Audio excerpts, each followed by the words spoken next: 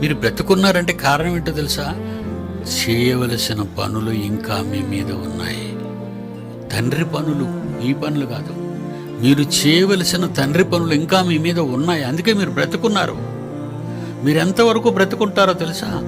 తండ్రి పనులు చేసినా చెయ్యకపోయినా దేవుడిచ్చిన ఆయుష్కాలం అంతా మీరుంటారు.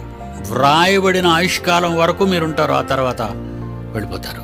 నేను ఇంకా చనిపోలేదని నువ్వు అనుకోవచ్చు. నేను ఎన్ని పాపాలు చేసినా, ఎన్ని ఘోరాలు చేసినా, నేనెంత క్రూరంగా ప్రవర్తించినా, నేను తండ్రిని పట్టించుకోకపోయినా, నేను తండ్రి మాటలు వినటకు వెళ్ళకపోయినా, నేను ఎందుకున్నాను అని నువ్వు అనుకుంటున్నావు కదా. ఎందుకున్నావంటే నీకివ్వబడిన చివరి రోజు వరకు ఎప్పటికైనా నువ్వు మారతావనే ఆలోచనతో దేవుడు ముందు చూపుతో నిన్ను బ్రతికించుచున్నాడే తప్ప మరొక కారణం అంటూ ఏదీ లేదు.